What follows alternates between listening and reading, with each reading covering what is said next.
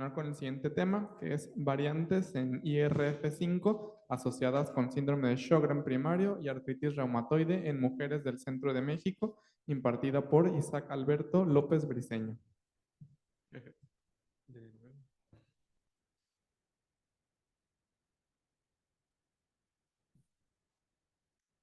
Pues muy buenos días a todos y una disculpa por romper la temática de enfermedades por vector, pero el día de hoy voy a presentar variantes en IRF5 asociadas con el síndrome de Sjögren primario y artritis reumatoide en mujeres del centro de México.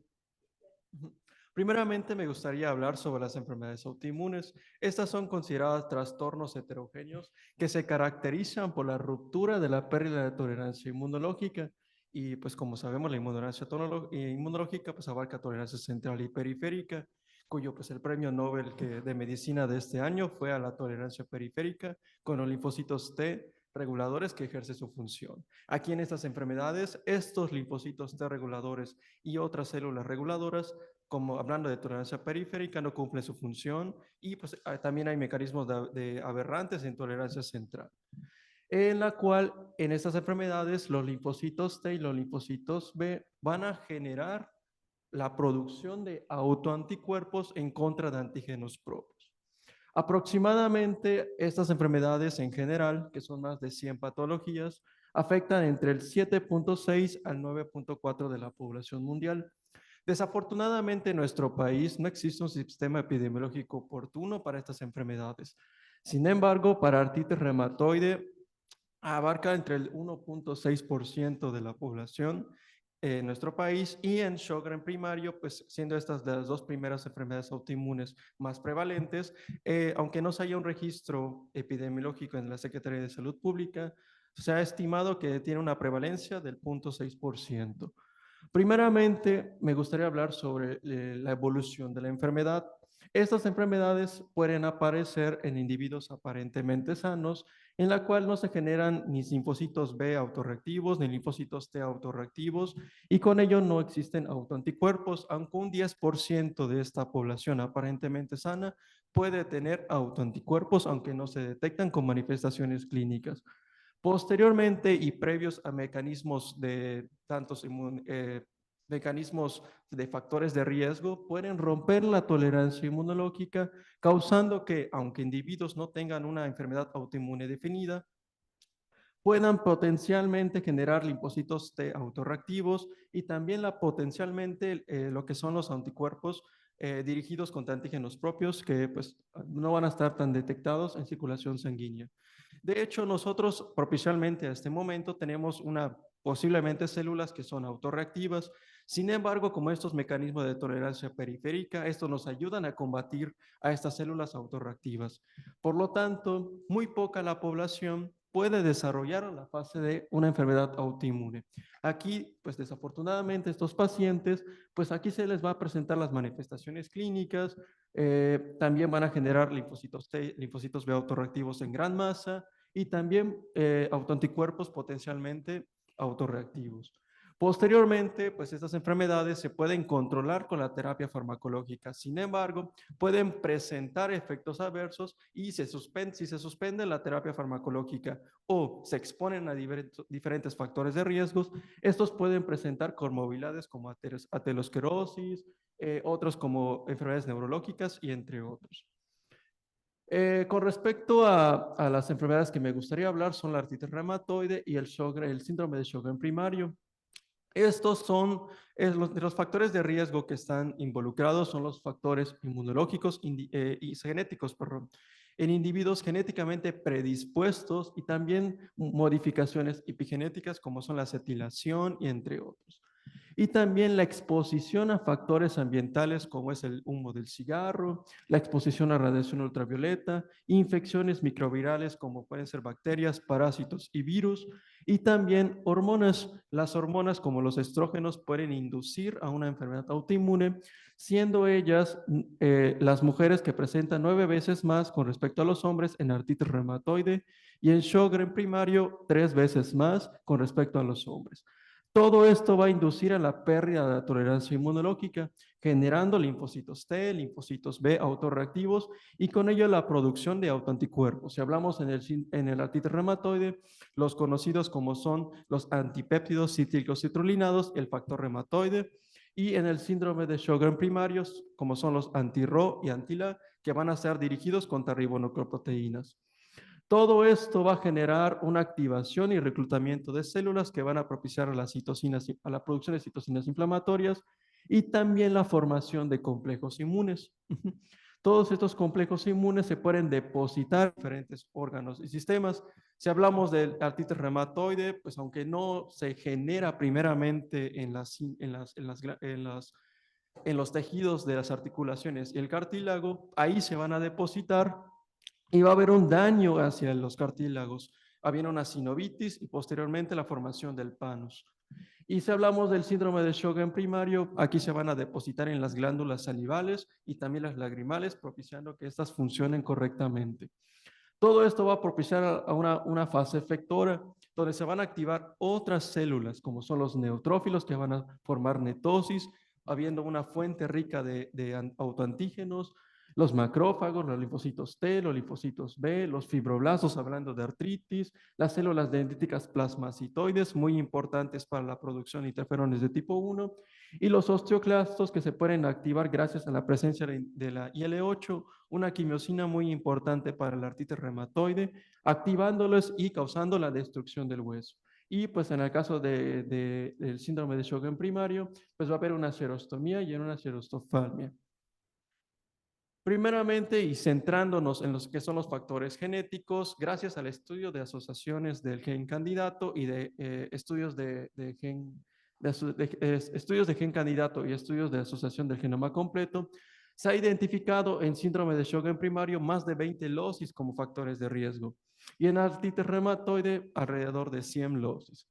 Con ellos podemos destacar, como podemos observar en estos GWAS, IRF5. IRF5 tiene un papel muy importante debido a que ayuda a la generación de citocinas proinflamatorias que son muy importantes para la patogenia de las enfermedades.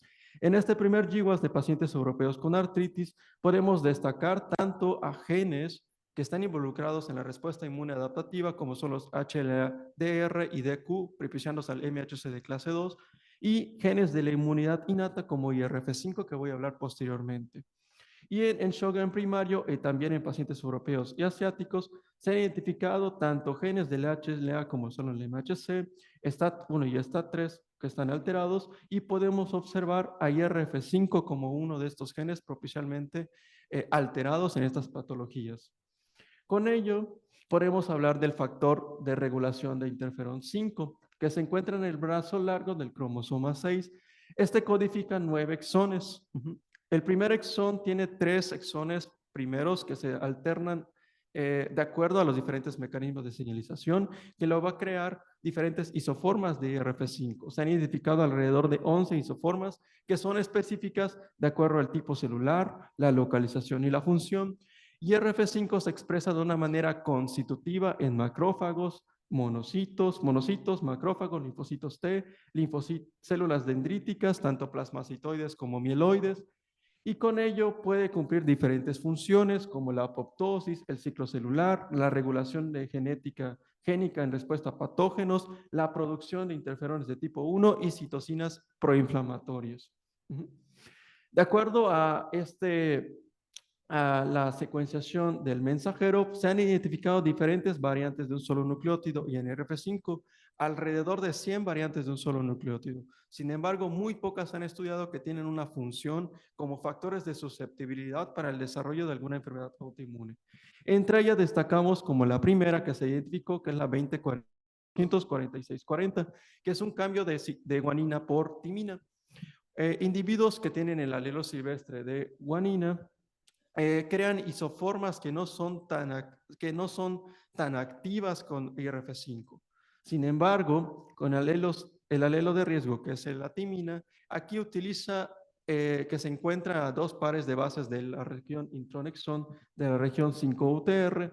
Aquí crea una isoforma que está entre en la B2, la B9 y la B11, muy activa, en la cual va a generar mucha cantidad de la proteína IRF5. La 207-0197, que es un cambio de timina por de citosina, anteriormente se desconocía su funcionalidad, pero afortunadamente en el 2024 su servidor y con colaboración con el doctor Guillermo y el doctor Julián, que está en el Instituto Nacional de Cardiología, identificamos de un modelo in silico que esta tiene una funcionalidad como que sirve como EQTL, en la cual aumenta la producción del mensajero de IRF5 y también forma un haplotipo de riesgo con la primera variante y la tercera variante. La tercera variante es la 10954213, que es un cambio de guanina por adenina, y este crea un sitio alternativo de poliadenilización. Individuos con el alelo silvestre G tienen una longitud de alrededor de 1.5 kilobases en la región 3' UTR. Esta región es muy importante debido a que aquí factores posttranscripcionales como los MIRNA pueden unirse y degradar el mensajero. Sin embargo, aquellos individuos que tienen el alelo A tienen una región muy corta de esta región 3' UTR, por lo tanto no hay un mecanismo de regulación convencional y se expresa más la proteína de IRF5. Y la última, se desconoce su funcionalidad, pero en lupus eritomatoso sistémico en este estudio vimos que también es una EQTL. Con respecto a ello, pues hay que tener muy en cuenta las diferencias entre las poblaciones mexicanas. Nos centramos en el centro del país, donde existe una heterogeneidad genética entre una ancestría europea y amerindia. Con ello, el estudio de variantes en estas dos enfermedades autoinmunes fortalece en nuestra población el conocimiento del trasfondo genético en estas enfermedades y también facilita el diseño de diagnósticos, tratamientos y estrategias preventivas más precisas. Para ello, tuvimos un objetivo general, que es analizar la asociación de estas 4 variantes en el gen IRF5 con la susceptibilidad para el desarrollo en estas dos enfermedades autoinmunes en esta población de mujeres. Para ello, agrupamos una población de 566 participantes femeninos, 96 con el síndrome de Sjögren primario, 239, con artritis reumatoide, comparados con 231 controles. Posteriormente, con la prima de consentimiento informado, se realizó la extracción de sangre periférica, la extracción de ADN por el método de proteinasa K y certificación, la cuantificación del material genético y la genotipificación con sondas tipo Tuckman por PCR en tiempo real, para posteriormente realizar los estadísticos oportunos. Primeramente, hablando con artritis reumatoide, podemos observar que la primera variante, con los diferentes modelos genéticos, se asoció como un factor de riesgo para el modelo codominante homocigoto del genotipo homocigoto de riesgo, el modelo alélico y el modelo recesivo. En la segunda variante podemos observar el mismo patrón. Se observó una frecuencia elevada con respecto a los controles y observamos el modelo codominante, una asociación significativa con el modelo alélico y una asociación significativa con el modelo recesivo. Asimismo, con la tercera variante podemos observar esta asociación con un factor de susceptibilidad para el desarrollo de artritis reumatoide, y la cuarta variante también cumplió esta asociación significativa. Con respecto a Sjögren primario, con respecto a Sjögren primario, no encontramos una asociación con las dos últimas variantes, pero sí una asociación significativa con la primera y la segunda variante con el Sjögren primario en estas mujeres del centro del país. Ahora bien, con respecto a las frecuencias haplotípicas, entendiendo como un haplotipo el conjunto de alelos que se encuentran en el mismo cromosoma de estas variantes, podemos observar que se formaron 11 combinaciones de estas variantes en Sjögren primario y alrededor de 10 combinaciones con artritis reumatoide, encontrando que el haplotipo que contiene los alelos silvestres se asoció como un factor protector, y el haplotipo que contiene los 4 alelos de riesgo se encontró como un factor de riesgo. Con respecto a artritis reumatoide, encontramos que el mismo haplotipo silvestre se encontró como un factor protector. Sin embargo, aquí se encontraron dos posibles haplotipos de riesgo: el GCAG, que contiene 2 alelos de riesgo de la primera y la tercera variante, y el TET-GT, que contiene 2 alelos, tanto el primero como el último, de la primera y la cuarta variante, como factores de riesgo para artritis reumatoide. Con respecto al desequilibrio del ligamiento, aquí podemos encontrar que en estos gráficos, debido a los valores menores a 0.8, Tanto las variantes de IRF5 en Sjögren primario y en artritis reumatoide, no encontramos un bajo desequilibrio de ligamiento en esta población del centro de México en estas dos enfermedades autoinmunes. Con ello, en conclusión, podemos tener en cuenta que las variantes en el gen IRF5 son un factor de susceptibilidad para el desarrollo en Sjögren primario en mujeres del centro de México. No obstante, dos de ellas asociaron con artritis reumatoide. Es muy importante realizar estudios funcionales para comprender el impacto de estas variantes en la expresión de IRF5. No lo hemos hecho en artritis reumatoide ni en Sjögren primario, pero sí en lupus eritematoso sistémico. Estas enfermedades autoinmunes comparten genes, ya que estos genes participan en mecanismos inflamatorios. Y los hemos enfocado en lupus eritematoso sistémico en nuestra población, no tanto en pacientes, debido a que pues, un paciente con lupus eritematoso sistémico tiene una diversidad de genes alterados, sino en individuos aparentemente sanos que tienen los alelos de riesgo que vimos en IRF5, encontrando que IRF5 se encuentra aumentado y citocinas proinflamatorias como lo son interferón alfa, que es la citocina central en el lupus eritematoso sistémico, también en estos individuos aparentemente sanos se encuentran elevados con respecto al haprotipo silvestre. Y estos hallazgos podrían contribuir al desarrollo de herramientas genéticas para el diagnóstico y la medicina personalizada en enfermedades autoinmunes en nuestra población mexicana. Y también estamos desarrollando un proyecto de investigación, no en artritis reumatoide ni Sjögren, primeramente en lupus eritematoso sistémico, que ya abarca la otra cara de la moneda, por así decirlo, ya no tanto aspectos inmunogenéticos, pero sí inmunológicos, que es el estudio de lo que viene siendo las células reguladoras, como son los linfocitos B reguladores, en pacientes con lupus eritematoso sistémico en nuestra población, que es la yucateca. Y con ello, pues muchísimas gracias por su atención.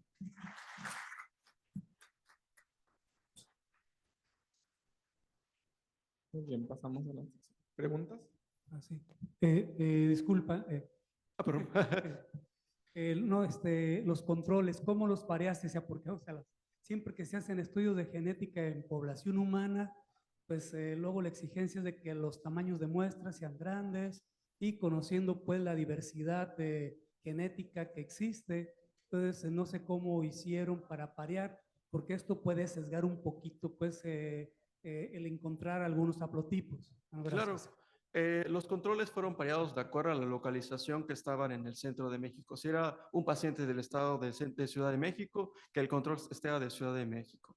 Y también que tenga una ascendencia, pues que haya confirmado que sea que haya nacido en esa localidad y que tenga una ascendencia que sus papás y abuelos hayan nacido en esa localidad. Y también con la edad de más o menos 3 años aparentemente. Pues estos fueron nuestros criterios. No nos fuimos tanto a aspectos moleculares de ascendencia debido a que no tenemos las sondas y tampoco pues por la viabilidad del proyecto, pero pues esos fueron los criterios. 1, ascendencia, y 2, que fueran mujeres, y 3, que la edad, que de más o menos 3 años.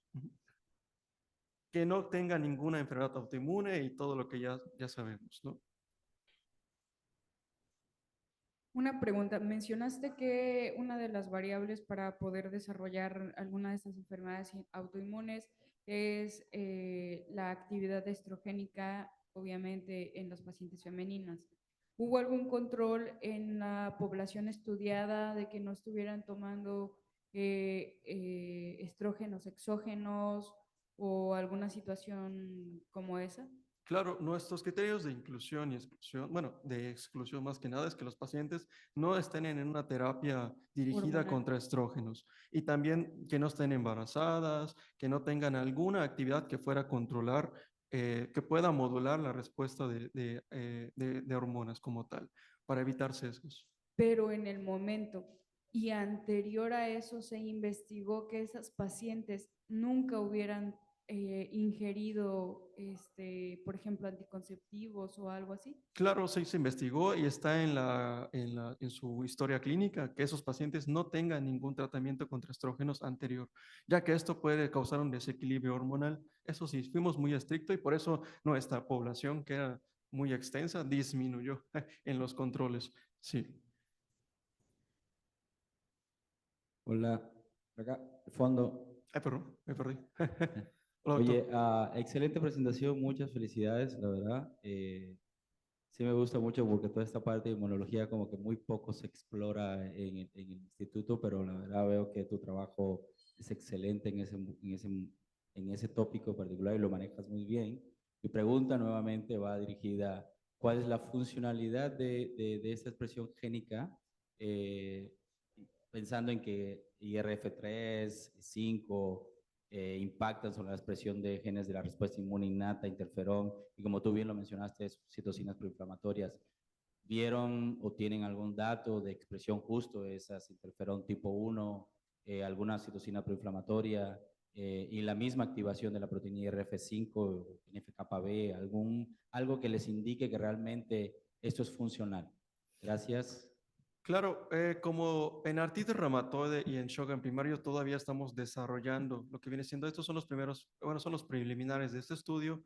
Aún no tenemos datos que estén involucrados estas variantes en Sjögren y en artritis, pero sí en lupus. Como lo mencioné anteriormente, en lupus, en mi proyecto de maestría, lo que hicimos es analizar estas 4 variantes, vimos la asociación y lo comparamos con 2 poblaciones de nuestro país, una en el centro de México y 2 en los pacientes femeninos de nuestro estado de Yucatán, que como sabemos, aunque somos del mismo país, genéticamente somos muy diversos.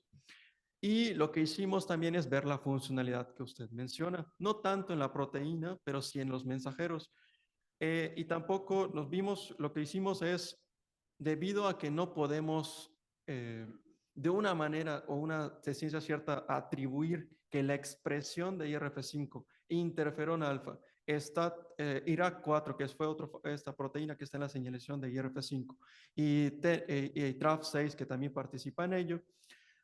Lo que hicimos es en individuos que tengan el haplotipo de riesgo aparentemente sanos, o sea, nuestros controles. ¿Por qué? Porque tienen la susceptibilidad genética al desarrollo de enfermedades autoinmunes. No está comprobado ciertamente, pero sí se sabe que pues, estos individuos tienen una susceptibilidad para estas enfermedades. Entonces, reclutamos de nuevo a esos pacientes, a estos controles y les extraímos sangre periférica y cultivamos las células, induciéndolas a ciertos estímulos, como pueden ser el TLR7, que es el Resquimod e Imiquimod, y también con CpG-ODN, que es el ligando para el TR9. Estos receptores son de la inmunidad innata que activan a IRF5 y vimos esta sobreexpresión de IRF5 con respecto a los que tenían el haplotipo silvestre, pero en pacientes con lupus IRF5 estaba más elevado porque ya la enfermedad ya estaba más desarrollada y todo eso.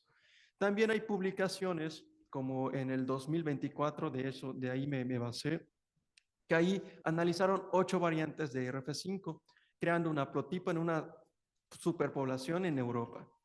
En esta población que tenían en los alelos de riesgo de esas variantes de IRF5 que incluían las que estudiamos, observaron que además que había una expresión aumentada del mensajero y de la proteína de IRF5, individuos con esa susceptibilidad aparentemente sanos empezaban a tener títulos elevados de anticuerpos antinucleares, también anti-SMIT, anti-RO, pero no tenían las manifestaciones clínicas de la enfermedad. Es decir, que pues como la mayoría, si no presentamos esta clínica, no vamos al médico.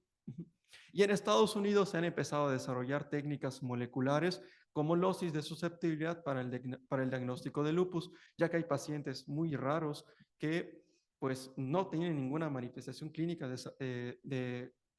no tienen algún como anti-RO ni anticuerpos antinucleares elevados, pero sí tienen losis de susceptibilidad y ya con ello, cuando ya pues, continúan con su diagnóstico y tratamiento, pues ya pues con el diagnóstico de lupus ya entran en un estado de remisión. Pero en artritis y Sjögren todavía estamos desarrollando eso que menciona.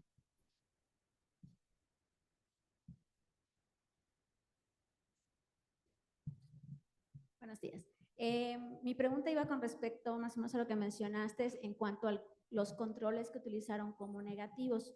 En los controles que utilizaron de estas pacientes, eran que no presentaban datos, o sea, la sintomatología clínica o que, por ejemplo, que tenían algún pues, cambio inmunológico, pero que no tienen sintomatología. Esas las incluían como positivas, no se incluían. ¿Se refiere a los controles para el análisis funcional de IRF5 en lupus? No, En el estudio. en este caso, ¿no? De lo que nos presentaste, ¿no? Los controles positivos, bueno, pues con la clínica no hay problema, ¿no? Pero tus controles negativos, obviamente entiendo que pues no tienen clínica, ¿no? La sintomatología clínica. Pero si tenían, por ejemplo, algún análisis, como mencionas, bueno, dependiendo que sea, si es ROS, si es SM, para este caso en particular, algún dato inmunológico, pero sin la sintomatología clínica, ¿eso lo consideraban en alguno de los dos como negativo, como positivo o no se consideraba? Claro, en los controles no hicimos un estudio tan fino que son el análisis de, no sé, anticuerpos antinucleares ni nada, porque pues el paciente, el control llegaba voluntariamente y aparentemente sano. Y también nos guiamos en su citometría hemática. Obviamente un paciente con lupus, aunque esté en remisión, pues tiene parámetros pues, aberrantes con respecto a su citometría hemática. Entonces ahí nos guiamos que el paciente, uno, no tenga una infección por pues, patógenos como pueden ser SARS-CoV-2, eso sí lo medimos, que no tenga ningún patógeno vírico proveniente del centro de México, que no tenga un tratamiento hormonal.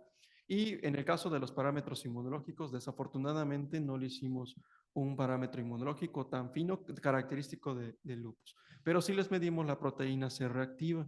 Y la proteína C reactiva, aunque no es característico de la enfermedad autoinmune, pues nos indica un proceso inflamatorio. Entonces, para los controles solo fue que no tengan la sintomatología clínica, ¿no? Exactamente. Ok, muchas gracias.